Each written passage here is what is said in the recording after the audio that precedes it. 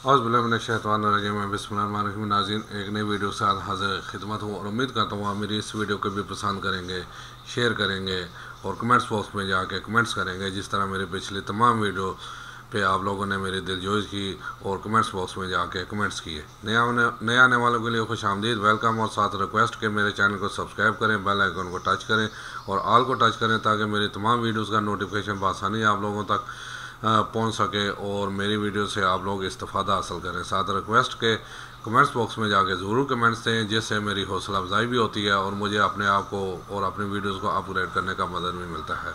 और उन दोस्तों का इंतहाई मैं तहे दिल से शुक्रगुज़ार हूँ जो कमेंट्स में तनकीद मेरी इसलाह के लिए करते हैं ताकि मैं अपनी इसलाह कर सकूँ। और बहरहाल फिर भी तमाम दोस्तों का शुक्रिया अदा करता हूँ। नाज़रीन, आज वीडियो असल में एक अपना कुरान पाक वैसे तो हमारे बच्चे आजकल मुख्तलिफ़ दुनियावी नगमे सुनते हैं, ठीक है, और वो नगमे जिनके बारे में एक हदीस शरीफ है कि जो ये मौसीकी सुनेगा क़यामत के दिन उनके कानों में शीशा पिघला के डाला जाएगा। हालांकि कुरान करीम बज़ाते ख़ुद एक मौसीकी है और इसे पढ़ने वाला जब दिल की गहराइयों से इसकी तलावत करता है तो एक समा सा बन जाता है। उसकी मिसाल वाज़ह हज़रत दाऊद अलैहिस्सलाम है। जब वो अपने सहीफ़े पढ़ते थे तो दुनिया की हर चीज़ जो है ना वो रुक जाती थी, चरिंद परिंद और उनकी तलावत सुनते थे। इसी एक चीज़ को लेके कुछ गुमराह उलमा का कहना है कि मौसीकी इस्लाम में जो है ना हराम नहीं है। हज़रत दाऊद अलैहिस्सलाम भी तो वो गाने से तशबीह देते थे, वो गाते थे, हालांकि वो तो अपने सहीफ़े पढ़ते थे। तो असल में आए पहले कुछ थोड़ी सी मेरे पास इसकी तहरीर है, ये पढ़ते हैं, उसके बाद जो है ना हम इस पर मज़ीद थोड़ी सी रोशनी डालेंगे। कुरान करीम की मौसीकी कुरान मजीद के मतलब एक ऐसी अजीब व गरीब हकीकत जो इंतहाई हैरान कुन भी है और मुतासर कुन भी। डॉक्टर महमूद अहमद गाजी की किताब मुहादरात कुरानी के एक इक़्तिबास का हवाला दिया। गाजी साहब लिखते हैं, आपने डॉक्टर हमीदुल्लाह साहब का नाम सुना होगा। उन्होंने ख़ुद बराह रास्त मुझसे ये वाक़या बयान किया था कि ग़ालिबन 1957-58 यानी 1957-58 में एक शख्स इनके पास आया। उनकी ज़िंदगी का ये एक आम मामूल था कि हर रोज़ 2-4 लोग उनके पास आते और इस्लाम कबूल करते थे। वो भी ऐसा ही एक दिन था कि एक साहब आए और कहा कि मैं इस्लाम कबूल करना चाहता हूँ। डॉक्टर साहब ने हस्बे आदत उनको कलमा पढ़वाया और इस्लाम का मुख्तसर तारफ़ उनके सामने पेश कर दिया। अपनी बाज़ किताबें उन्हें दे दी। डॉक्टर साहब ने बताया कि उनका मामूल था कि जब भी कोई शख्स उनके हाथ पर इस्लाम कबूल करता था तो वो उससे ये ज़रूर पूछा करते थे कि आपको इस्लाम किस चीज़ ने मुतासर किया, यानी इस्लाम की किस चीज़ ने मुतासर किया जो आप इस्लाम कबूल कर रहे हैं। 1996 तक ये मामूल रहा कि डॉक्टर 1948 डॉक्टर 94 साहब के दस्ते मुबारक पर औसतन 2 अफराद रोज़ाना इस्लाम कबूल किया करते थे, यानी 1948 से 1996 तक ये अमल जारी रहा। अमूमन लोग इस्लाम के बारे में अपने जो तासरात बयान करते थे वो मिलते जुलते होते थे। इनमें निस्बतन ज़्यादा अहम और नई बातों को डॉक्टर साहब अपने पास कलमबंद कर लिया करते थे। उस शख्स ने जो बात बताई वो डॉक्टर साहब के बकौल बड़ी अजीब व गरीब और मुनफरिद नोयत की चीज़ थी और मेरे लिए भी बेहद हैरत अंगेज़ थी। उसने जो बताया कहा उसके बारे में डॉक्टर साहब का इरशाद था कि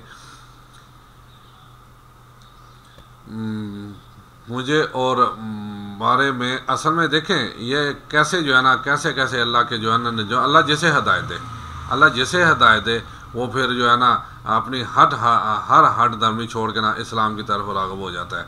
ऐसे ही इस बंदे ने भी कुछ कहा।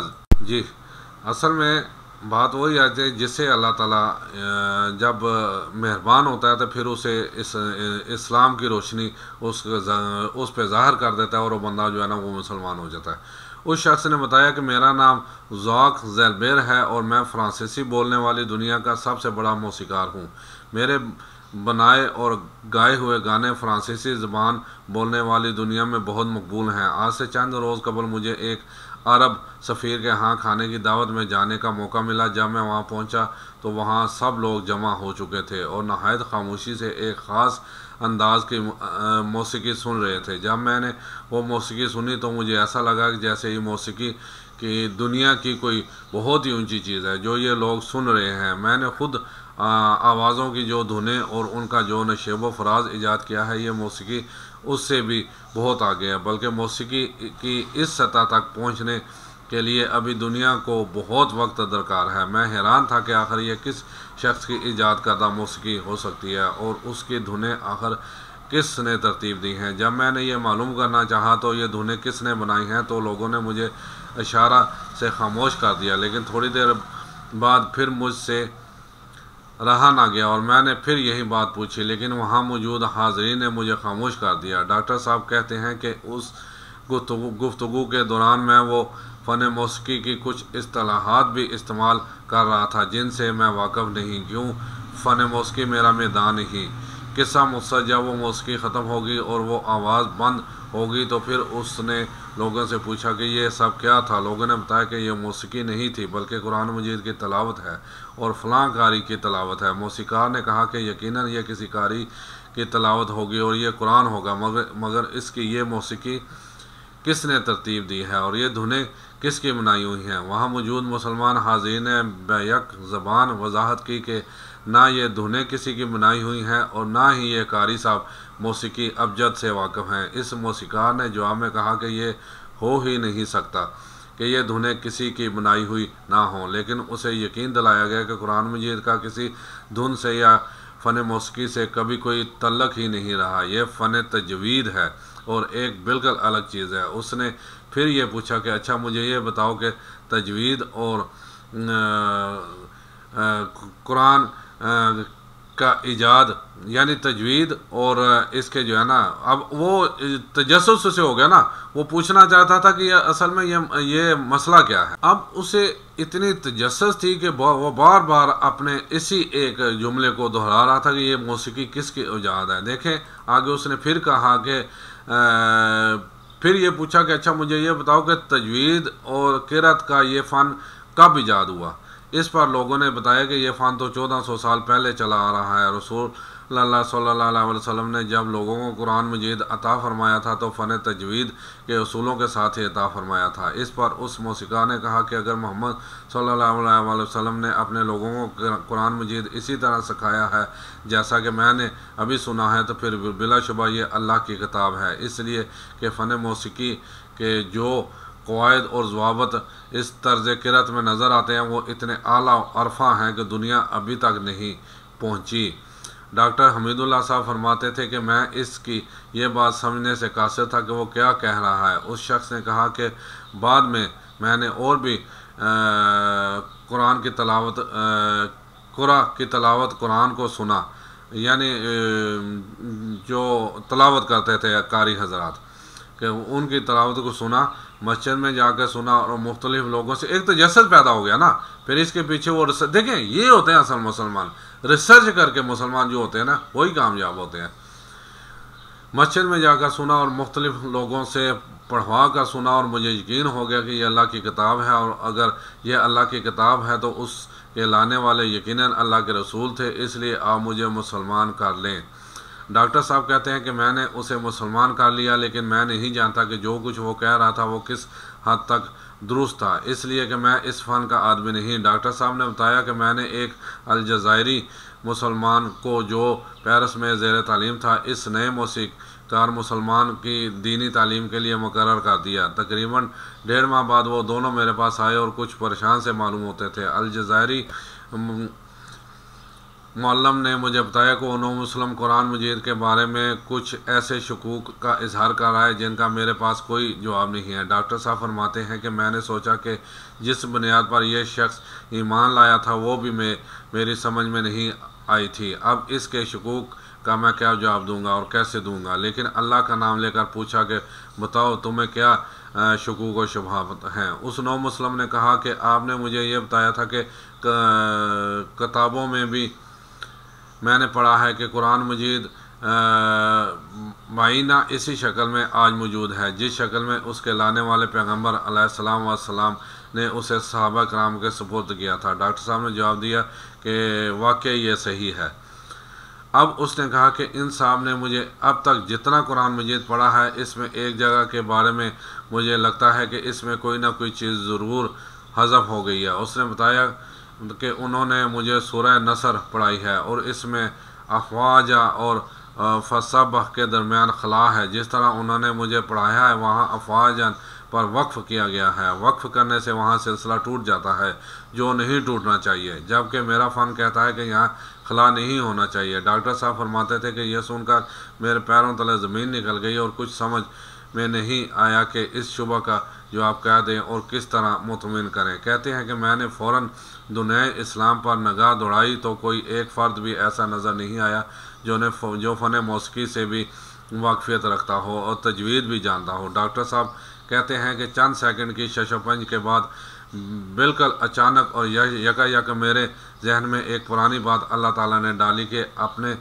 बचपन में जब मकतब में कुरान मुझे पढ़ा करता था तो मेरे मौलम ने मुझे बताया था कि अफवाजन पर वक्फ़ नहीं करना चाहिए बल्कि अफवाजन को बाद के लफ्ज़ से मिलाकर पढ़ा जाए। एक मरतबा मैंने अफवाजन पर वक्फ़ किया था तो इस पर उन्होंने मुझे सज़ा दी थी और सख्ती से ताकीद की थी कि अफवाजन को आगे मिलाकर पढ़ा करें। मैंने सोचा कि शायद इस बात से इसका शुबा दूर हो जाए और उसको इत्मीनान हो जाए। मैंने उसे बताया कि आपके जो पढ़ाने वाले हैं वो तजवीद के इतने माहिर नहीं हैं। दरअसल यहाँ इस लफ्ज़ को गुन्ना के साथ आगे से मिलाकर पढ़ा जाएगा, अफवाजन फसब्बह। डॉक्टर साहब का इतना कहना था कि वो खुशी से उछल कर खड़ा हो गया और मुझे गोद में लेकर कमरे में नाचने लगा और कहने लगा वाकई ऐसे ही होना चाहिए। यह सुनकर उसको मैंने एक दूसरे कारी के सुपुर्द कर दिया जिसने उस शख्स को पूरे कुरान पाक की तालीम दी। वो वक्तन फ़वक्तन मुझसे मिलता था और बहुत सर धुनता था कि वाकई ये अल्लाह ताला की किताब है। वो बहुत अच्छा मुसलमान साबित हुआ और एक कामयाब इस्लामी ज़िंदगी गुजारने के बाद 1970 के लगभग उसका इंतकाल हो गया। मुहादरात कुरानी डॉक्टर महमूद अहमद। ये है जी अपना। तो मेरे मोहतरम मुकर्रम कारीन कराम अल मुख्तसर ये कि इस वाक़े से मुझ को फरहान को ख्याल होता है कि कुरान मजीद की जो सौतियात हैं ये इल्म फ़न की एक ऐसी दुनिया है जिसमें कोई मुहक्कक आज तक नहीं उतरा है और ना ही कुरान मजीद के इस पहलू पर अब तक किसी ने इस अंदाज से गौर रोफोज किया है। जनाब ये है जी आज की तहरीर, बहुत ही प्यारी, बहुत ही माशाल्लाह एक कहना चाहिए कि सबक आमोज़। देखें बात वही आती है कि जब तक हम अपने मैं फिर उसी तरफ लाऊंगा कि मसलकों में पढ़ के मसलकों की किताबें पढ़ते रहेंगे, हमें इस्लाम की कोई समझ नहीं आएगी। ना हमें कुरान पाक सिर्फ जो स्वाब की नीयत से पढ़ते हैं 10 नेकियों के लिए 10 गुनाह मिटाने के लिए हमें कुरान पाक की समझ आएगी। जब तक हम समझने की नीयत से कुरान पाक नहीं पढ़ेंगे और बातर्जमा तो कुरान पाक नहीं पढ़ेंगे उस वक्त तक हमें इसके बारे में कुछ भी पता नहीं लग सकता। असल में बात फिर मैं कोट करूँगा जो मैंने अपनी पिछली कई वीडियो में कहा है कि अल्लामा इकबाल साहब कुरान पाक पढ़ते थे तो वो कुरान पाक उनके साथ से गुजर जाए। उसने अपनी खुद नविश्त में ये बात खुद लिखी है। तो एक दिन कुरान पाक पढ़ रहे थे तो उनके वाला साहब नूर मोहम्मद वो भी दरवेश आदमी थे, तो उन्होंने कहा इकबाल कुछ पता लग रहा है। तो इकबाल साहब इंतहाई यानी कि मासूमाना अंदाज में जवाब देते हैं कोई ना। तो नूर मोहम्मद साहब कहते हैं पुत्र जैसा तो अपनी शायरी ते तवज्जो देना ना तो दिल दी गहराइयां नाल ओहदे ते एक प्रैक्टिस करना है, ओहदे ते एक मशक करना है। ऐसा ही कुरान पाक नूं मुहब्बत नाल पढ़। जिसा जिसा तू मुहब्बत नाल पढ़ेगा इस एदे अंदर जेरे असरार और रमूज हैं वो अया होंदे जाओगे। कहता है उसके बाद एक इकबाल साहब का खुद है कि मैं जब मोहब्बत और प्यार से इसे और समझ के पढ़ना शुरू किया तो वो जो दरमियान में पर्दे हायल थे वो हटना शुरू हो गए। और फिर एक टाइम ऐसा आया कि आप जो है ना इसके कुरान पाक का खुद तर्जमा लिखने के बारे में सोचने लगे, यानी कुरान पाक की तफसीर। और यकीन मानिए बहरहाल अल्लाह ताला ने उन्हें मोहलत ही नहीं दी, वो दुनिया से जो है ना गुज़र गए, इंतकाल कर गए, वफ़ात पा गए। अगर वो कुरान पाक की तफसीर कर लेते तो कम अज़ कम अगर पहले नहीं तो दूसरे नंबर पे उनकी तफसीर लाजमी होती, क्योंकि उन्होंने समझ के बूझ के और रिसर्च करके कुरान पाक को फिर पढ़ा, उसके तर्जमे को। फिर उनकी शायरी देख लें, उनके कई शेरों में कुरान पाक तक का तर्जमा मौजूद है। हम क्या करते हैं कि हम अपने अपने मसलकों की किताबें लेके उस पे उछल कूद करते हैं, और ना हमें मौलवी इसकी इजाज़त देता है। वो तो कहता है ना कुरान पाक ना पढ़ी, गुमराह हो जाएगा। असल कहना यह है कि गुमराह का उसका मतलब यह है कि यह हमारे हाथों से निकल जाएगा। अरे भैया, कुरान पाक में खुद बार बार अल्लाह ताला ने फरमाया कि मैंने मोमिनीन के लिए इसे आसान कर दिया, और जो इससे कोई जो है ना इससे रहनुमाई हासिल करना चाहे। असल में जब तक हम ये इन अनपढ़ जाहल मौलवियों का पीछा नहीं छोड़ेंगे और कुरान पाक को नहीं पकड़ेंगे, और कहीं देखें अभी भी इस दुनिया में आलम में मौजूद है जो कुरान पाक उसको नसर के हिसाब से उसके जो है ना अपना सही तर्जमा अरबी ग्रामर के हिसाब से तर्जमा करके बताते हैं। और ग्रामर सबसे पहले मैं हमेशा कहता हूँ कि आप कुरान पाक की ग्रामर सीखें, अरबी ग्रामर सीखें, ताकि आपको कुरान पाक का पता लगे कि जो मैं पढ़ रहा हूँ इसका मतलब क्या है। जब आप इस स्टेज पे आ जाएंगे फिर आपको किसी मौलवी की ज़रूरत नहीं पड़ेगी। फिर उसके बाद आपका खुद यकीन माने, जब कुरान पाक पढ़ेंगे तो आपका दिल चाहेगा अब मैं इसकी जो आगे तशरीह अहदीस में की गई है मैं उसे भी पढ़ूँ। जब आप मुकम्मल हो जाएंगे कुरान पाक और अहदीस और फ़िक़ह जो है ना, फिर आप एक कंप्लीट मुसलमान बन जाएंगे।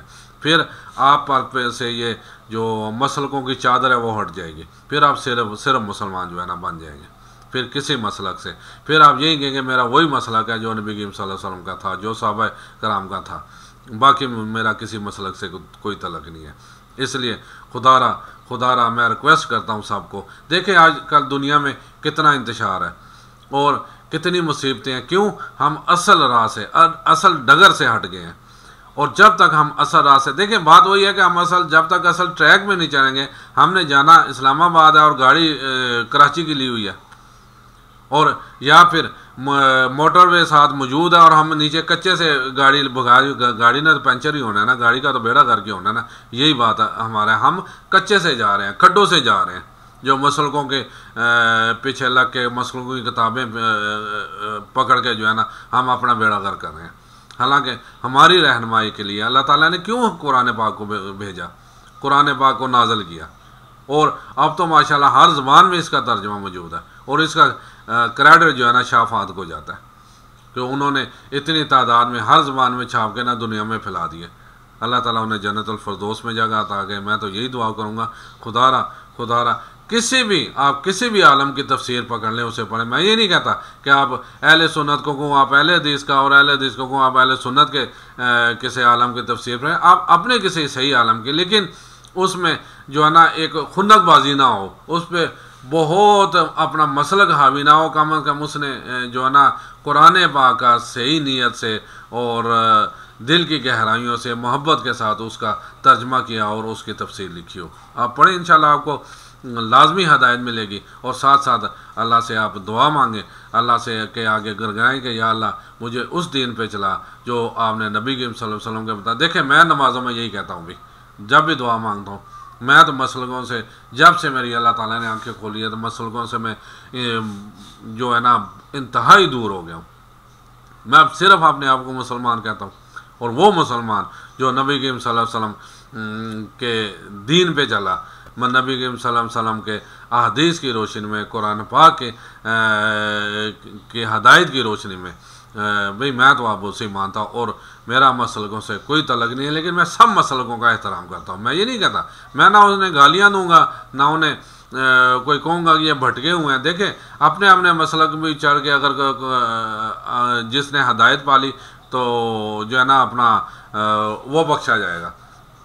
असल में चीज़ ये है कि मसला हम बजाय किसी से कीना रख के, किसी से नफ़रत रख के, हम अपने रास्ते को सीधा करें और प्रैक्टिकली जो है ना हम जो है ना ये साबित करें कि असल में ये दीन है। जब हम प्रैक्टिकली साबित करेंगे लोग खुद ब खुद इस रास्ते पे चलना शुरू कर देंगे।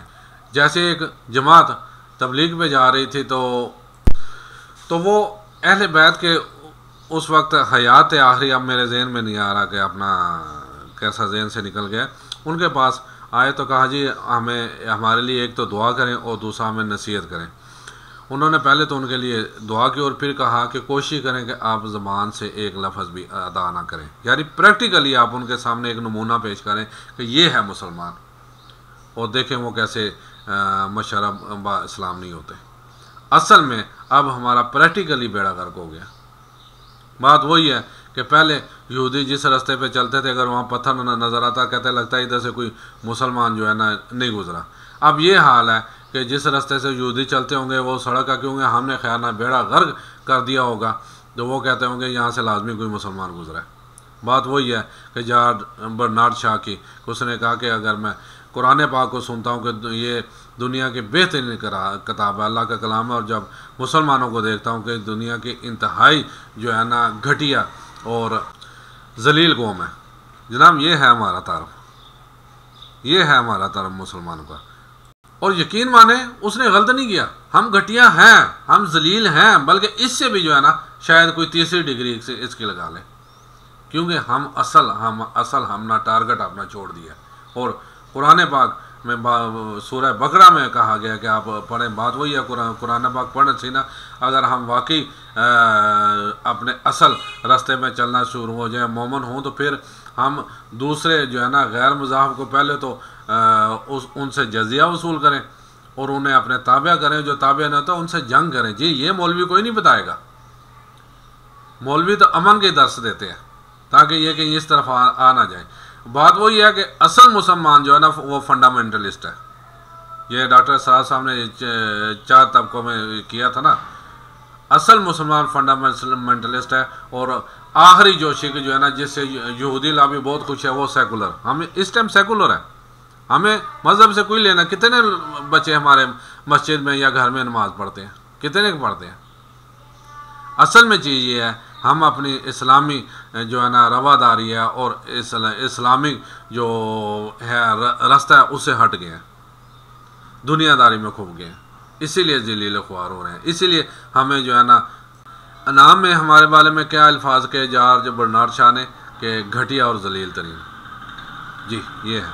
और अभी भी आज भी हम अपने ट्रैक पे आ जाएं, अभी भी हम अपने असल जो हमें बताया गया रास्ते पे आ जाएं तो दुनिया के अजीम तरीन कौम बन सकते हैं। लेकिन ये उसी वक्त होगा जब हम कुरान पाक को पढ़ेंगे, कुरान पाक पे रिसर्च करेंगे और उसके बाद फ़िक़्ह और हदीस की तालीम हासिल करेंगे। यकीन माने अगर मुझे आज मौका मिले मैं ये सारी की सारी तालीम उठा के बाहर फेंक दूँ और स्कूलों में जो है ना कुरान पाक की तालीम और फ़िक़्ह और हदीस की तालीम राइज करूँ, क्योंकि कुरान पाक में ही जहाँ दीन के लिए सारा कुछ लिखा है वह दुनियावी भी सारा कुछ मालूमात मौजूद है। दुनियावी रिसर्च में देखें यूरोप क्यों कामयाब है, कहा जाता है कि वहाँ उन्होंने कुरान पाक के नुस्खे रखे हुए हैं जिस पे वो रिसर्च कर रहे हैं। जैसे मैंने पिछले दिनों पढ़ा था कि यूरोप अब इस पर भी रिसर्च कर रहा है कि जो सूरह रहमान में आया मशरक़ैन और मगरिबैन, यानी 2 मशरिक़ 2 मगरिब, उनका ईमान देखें हमारा ईमान इतना मजबूत नहीं है। उनका ईमान है कि अगर 2 मशरिक़ 2 मगरिब लिखा है तो कुरान पाक झूठ नहीं कहता, ज़रूर इसमें कोई ना कोई बात है। वो इस पर रिसर्च कर रहे हैं, हम किस पे रिसर्च कर रहे हैं? असल में बात वही, पहले 6 साइंटिस्ट मुसलमान थे, उसके बाद हम गुमराही का शिकार हो गए। अब सारे जो है ना बात वही है, हम अपने असल में हम पीछे बाबों के पीछे पड़ गए और सारी जो है ना इन्वेंशन जो है ना देखें गैर मुस्लिम की है। अब इस लैपटॉप में जो मैं आप लोग वीडियो रिकॉर्ड करा रहा हूँ ये भी गैर मुस्लिम का है। और ये माइक, स्पीकर, ये कीबोर्ड, ये बिजली, ये पानी, ये पेट्रोल जिसे गाड़ी चलाते हैं, सब गैर मुस्लिम का। बाबों ने सिर्फ जो है ना हवा में उड़ गई जो है ना काम चलाया जो उनसे मंसूब किया जाता है। इसलिए खुदारा आप राह हक पे आएँ और छोड़ दें जो मौलवी कहते हैं फजूल मसलों को छोड़ के एक मसलक जो इस्लाम मुसलमान का मसलक है वो अपनाएं और जो है ना अपना कुरान पाक को बातर्जमा पढ़ के बल्कि अपने बच्चों के भी साथ पढ़ाएं ताकि आपका अगला जहान, ना सिर्फ अगला जहान, ये दुनिया भी आपकी जो है ना आसान हो जाए। उम्मीद है कमेंट्स बॉक्स में जाके ज़रूर इस पर कमेंट्स करेंगे। इजाज़त चाहता हूँ जी। अस्सलाम वालेकुम वरहमतुल्लाहि वबरकातुहू।